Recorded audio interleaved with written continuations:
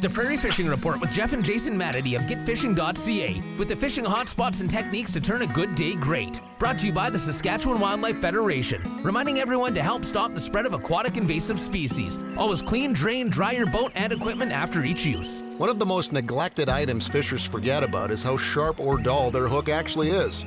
Rocks, fish teeth, bone, and general wear and tear blunt hooks, bend them and weaken them. Always have a file on hand to constantly sharpen those hooks and inspect them frequently for bends and dullness, especially after landing a fish. If they can't be sharpened easily, replace them. You work hard to get a fish to bite. Don't lose them because your hook is dull or damaged. Go to getfishing.ca for more. Each year, the SWF supports the stocking of over 10 million fish in Saskatchewan, manages 300,000 acres of critical wildlife habitat, and annually provides education to 25,000 youths and adults. To get your membership or learn more about our programs, visit swf.sk.ca or call 877-SWF-WILD.